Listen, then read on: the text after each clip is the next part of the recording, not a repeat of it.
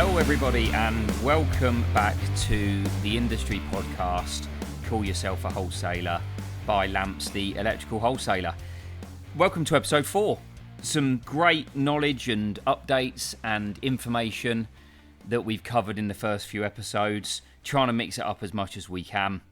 And welcome to episode 4, which I'm hoping that everybody is really going to enjoy. We've got the EDA on as our guest today. I'm not going to spoil it too much at the moment, but it's a great listen of how the EDA is supporting the industry as a whole, but also looking to support our electrical contractors as well. So really, really good listen. Margaret from the EDA is on, and it's a fairly long guest part of the episode, so I'm going to be short and sweet now. A little bit of an update for you as we go into episode 4 from Lamps and we enter the holiday season. But what I wanted to do, we have got a lot of things coming up in Lamps and a lot of things that we are launching over the next few months. So I just wanted to give everybody an update as to what we are doing in the near future.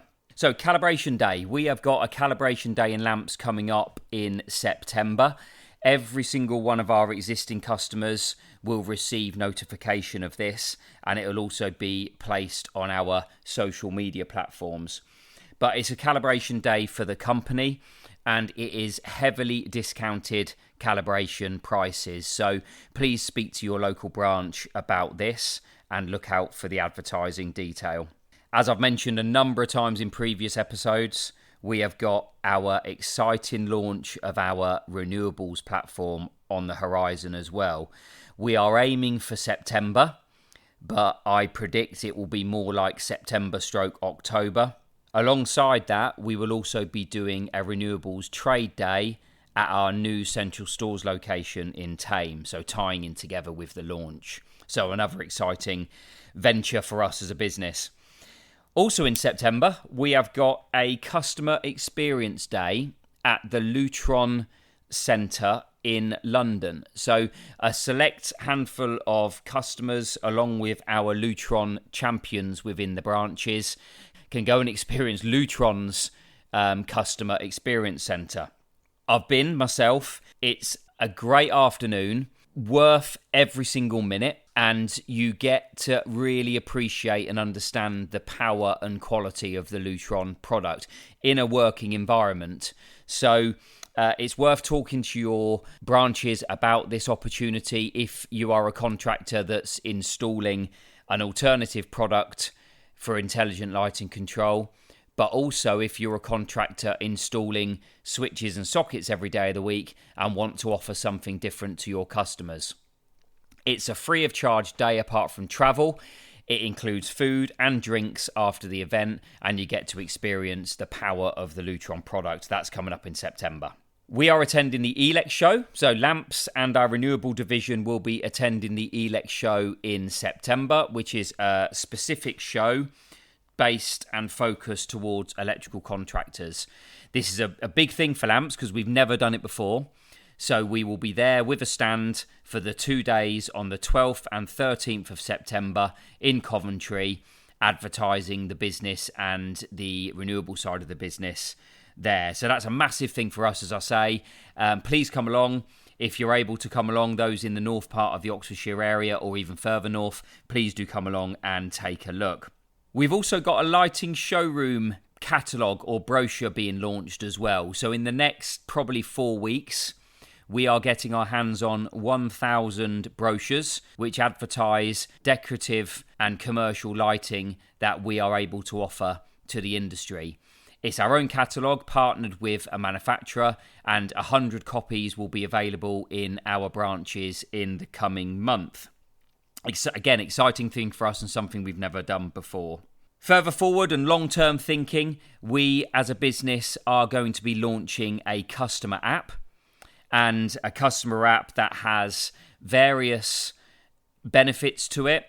One being a customer loyalty scheme, which we will be launching in 2025. Everything that you will find you will need will be on the app.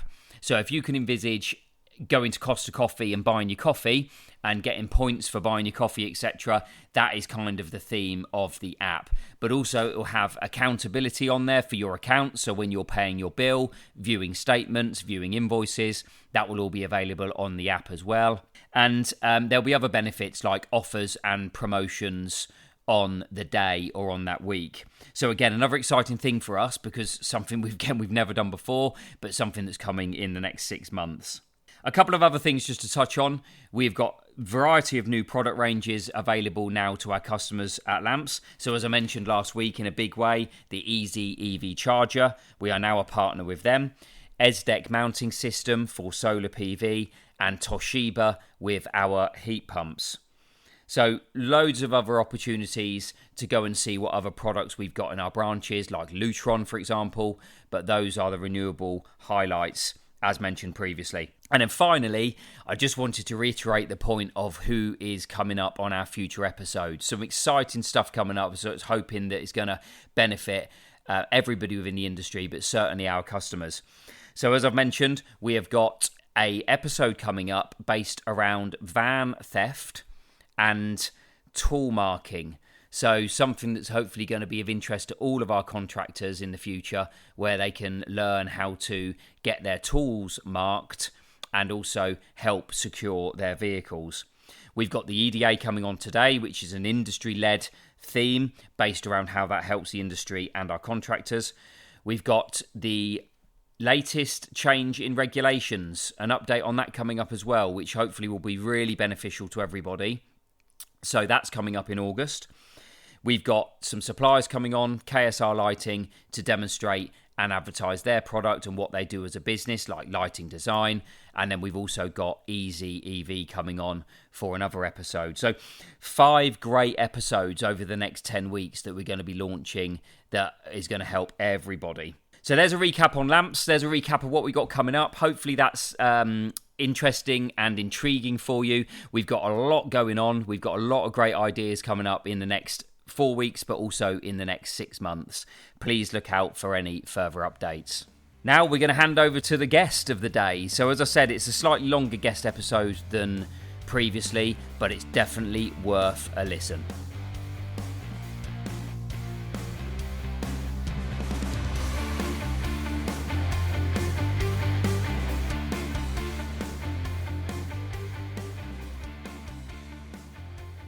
Okay, I'd like to welcome our guest onto episode 4 today, Margaret from the EDA.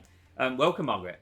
Thank you. It's lovely to be here. Welcome to the podcast, Call Yourself a Wholesaler.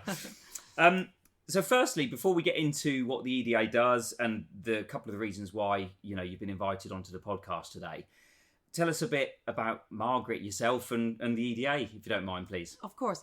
So I'm Margaret Fitzsimons, and your listeners will very quickly pick up an Irish accent. I'm from Dublin, but I have been living in the UK for over 30 years, and I have been working as CEO of the Electrical Distributors Association for the past 10 years.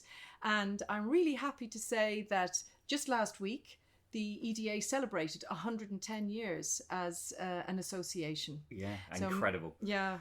My background has always been in the construction industry. Yeah. I've done so many different types of roles there, but it's an industry I love. Yeah, fantastic. Thank you.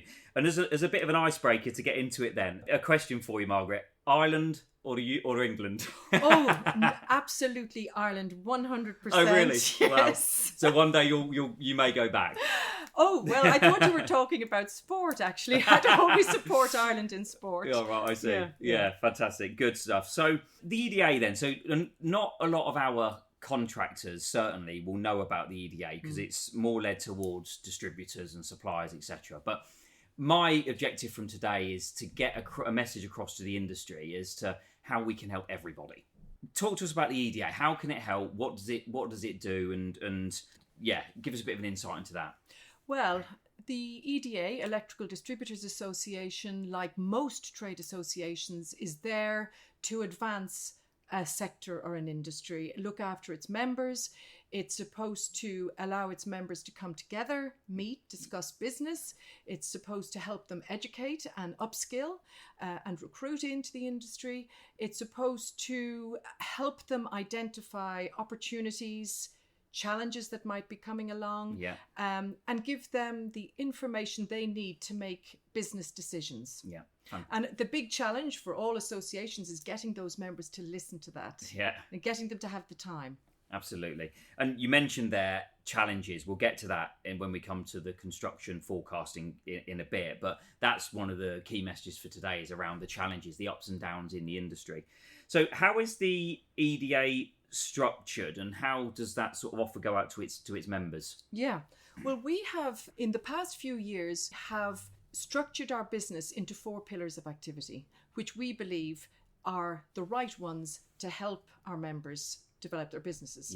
So the first pillar, which is a very long established pillar, it's something that the EDA has been doing for many years and is very good at, is organizing business networking events, producing directories, increasing visibility, increasing membership. It's about growing the association, bringing people together, making people know who's in the association, and helping them to do business with each other.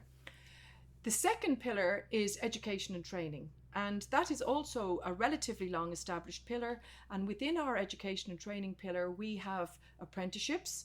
At any one time, there are 250 apprentices around EDA member branches. That's brilliant, We have also a very strong pillar of technical training. So anybody who's a member of the EDA can learn about the vast array of products, in depth, technical depth, going across that trade counter. And that puts them in a position to be able to help the contractor customer. Absolutely, it's important. That's what differentiates us from buying in a DIY store or online. Absolutely. It's that expertise. And we also offer classroom classes in response to more immediate needs. If we identify a particular need in the industry, we say, okay, we've got to put something together for our members. So AI is something we're looking at. We're going to be doing classes to how can our members get involved in AI, and how can it help their business? Credit control. There are many companies becoming insolvent. So it's up to us to make sure that people have training on how to manage credit control and customers, and identify if problems are in the offing. Anyway, they're just examples of some of the training we do. And we've won quite a number of awards for our training, including the Princess Royal Training Award. That was a real honour, very difficult to get. Third pillar is one that, when you talk about it initially, doesn't sound terribly exciting, but it is. And that is, we call it digitalization. And that's about helping our members digitize their business, because we're going to have to move on. But one of the key parts of that is all about the product. Masses of products are sold by wholesalers, many products. And there's a huge amount of technical information required in those. And we are creating a central data pool for all of that product information, working with manufacturers to get the information into this pool, making it available to EDA members free of charge, so that the contractor can come to that trade counter or ring up that estimator and say, I want to have a look at this product and I want technical information on it. Can you send it to me? And it's there please? And then. The highest quality available in the market. We're really proud of it. We've about 300,000 products now in this data pool, which we call eData. And we have 92 manufacturers involved. We think in time we need to get to about 250 to 300 suppliers, so that it will be totally complete and give everybody what they need. But it is a very good, it has a very good critical mass at the moment. So for contractors on our trade counters, for example, and they want information on a product, technical information, our teams in our branches can go onto your EDA data tool, pool, and they can find that data instantly straight away. Print it straight away. There you go. And actually, we're even going further than that. So a guy in the trade counter can indeed do that. But we're also feeding it directly into the system of the wholesaler, so that it's actually there within their own system. They don't even have to go to eData. They can just go to their own system, because we're working with they're called solution providers who are providing the systems to the wholesalers, and they're feeding taking the information from the data pool directly, so it's easier to access. Brilliant. So that's not only helpful for the wholesaler, it's helpful for our customers because they can have instant access to anything. I think they'll be very, demand. very impressed by the quality of data coming down. And if they're not, we want them to say that, because then we can put pressure on the manufacturers to improve or to fill gaps. So, but we want to hear the feedback. Yeah. Good. So in terms of, obviously, as I said at the start, the EDA is set up to support distributors and us and wholesalers, suppliers, etc. So I understand you've taken on an advisor recently, which might connect us with the contractors a little bit more. Tell us a little bit about that. Sure. Well, the fourth pillar, which I didn't get to, we call industry insight. Yeah. It's something that grew out of COVID, when we suddenly realized that our members were turning to us for advice. They didn't know what a furlough scheme was. They didn't know if they were a critical business, and they didn't know if they could stay open. They didn't know how their branch needed to be organized. And the EDA helped with that. And that added such value that we have continued to grow that pillar of activity that we call industry insight. Okay. Key parts of that are surveying members, surveying our affiliated members who are manufacturers. And one area that we felt we really need to build up is our understanding and knowledge of the electrical contractor and what they need. Yes. So recently, we really only in the last few months, we have invited a special advisor to join us. And that special advisor is a man called Paul Reeve, who used to work at the ECA. And we call him our special advisor on sustainability and contractor matters. Yeah. And we're working with Paul. We're in the very early days of trying to get a very good understanding of what the contractor is thinking. What do they need? How can we, as a supply chain, give them what they need? Make sure we have the right products in place at the right time. If they want to branch into a new area, are we going to be able to help them do that? Yeah. Shouldn't we be learning together? All of those types of things. So there's huge opportunities out there at the moment. The world is electrifying. We're in a really great place, and we've got to take advantage of those opportunities. Yeah. Brilliant. So that's going to connect everybody together. And this is a complete package offering, isn't it? We all work together, from the supplier to the distributor to the contractor.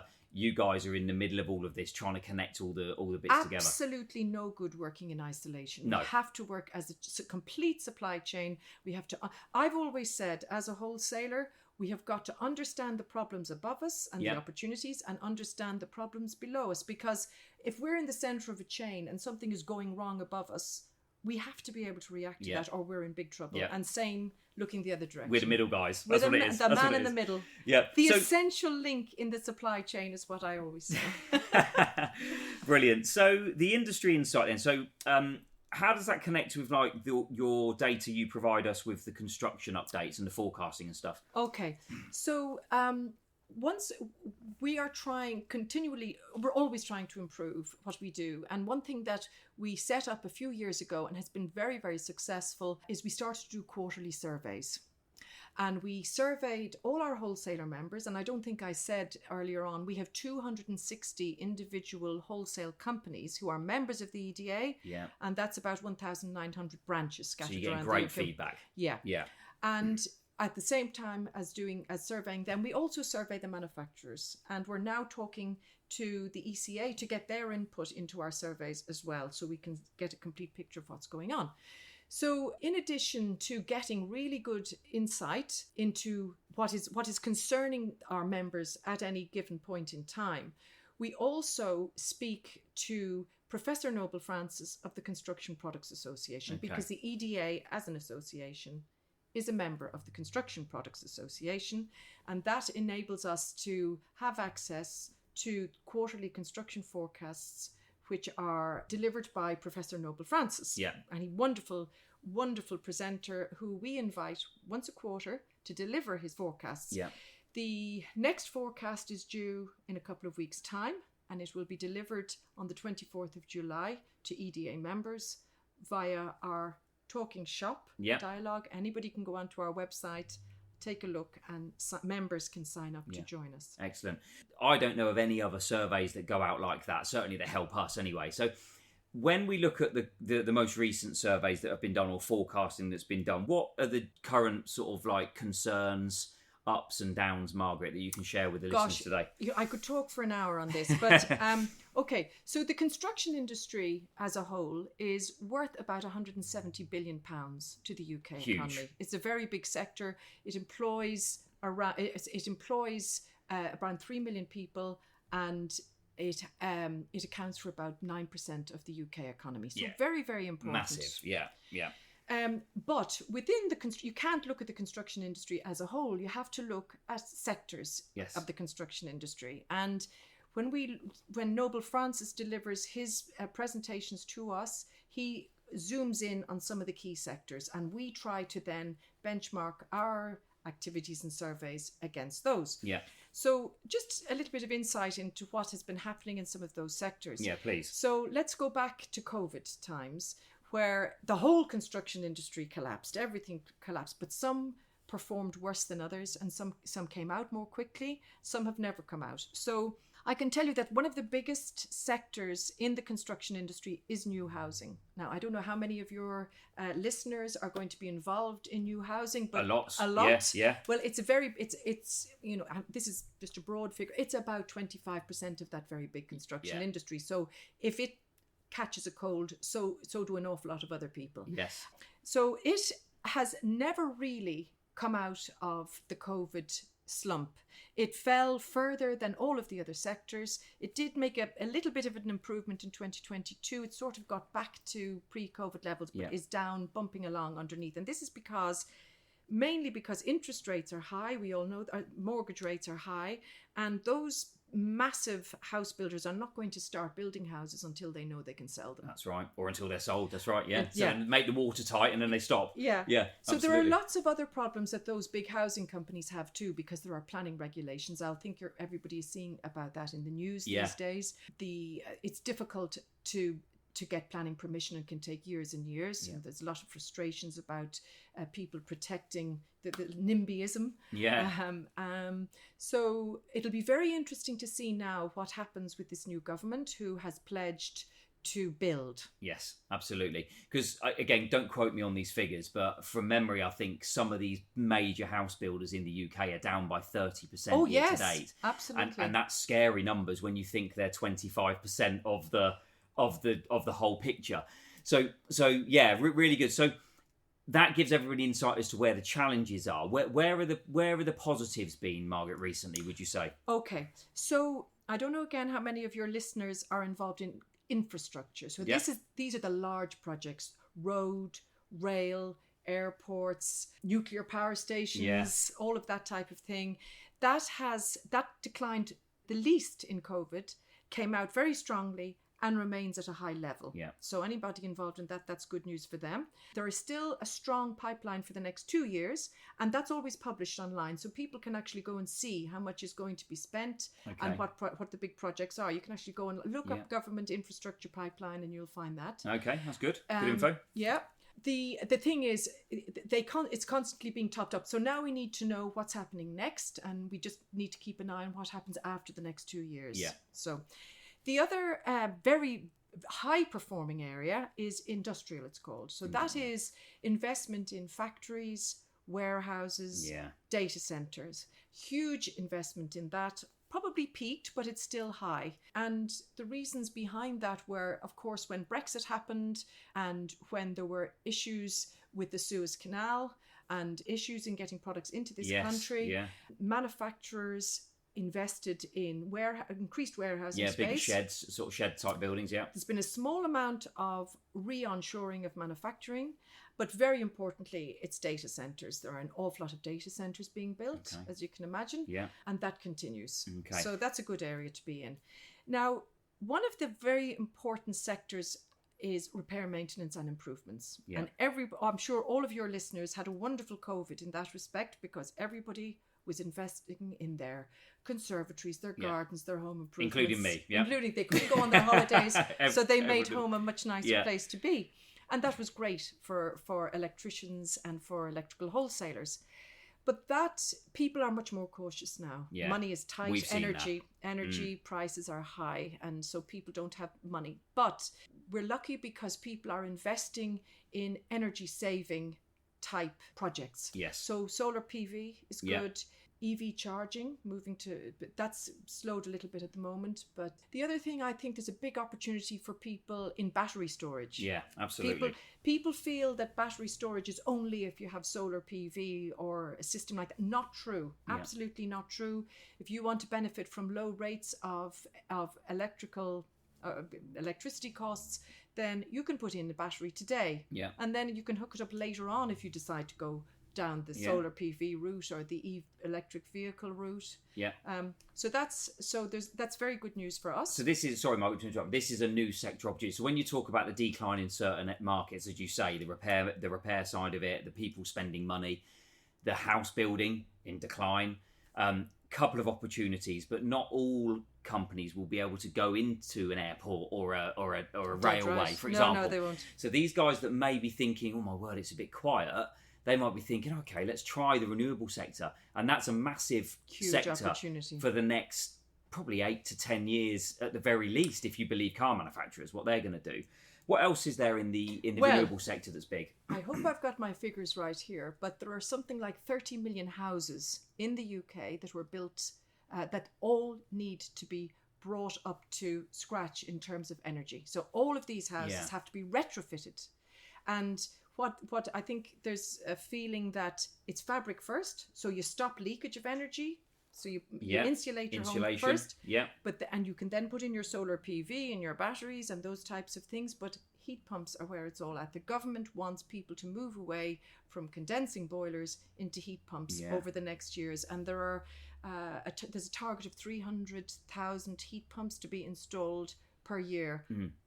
For the foreseeable future. Yeah, so that's mega numbers, considering there's only less than 20,000 currently, I believe. Correct. So we're going from 20,000 a year to 300,000 plus a year. So again, such a huge opportunity for our customers listening if they want to explore another market space. We're trying to help our members with that. So we're very pleased that recently we feel education, taking away the fear, is the most important thing to do. Big We've time got to in get this people section. to understand this. So we're very pleased. We're very pleased to have brought some new affiliated members into the association recently who are very strong in educating the market on heat pumps, try to take away the fear, try to work with the electrical wholesaler. They strongly believe the big opportunity is there for the electrical wholesaler.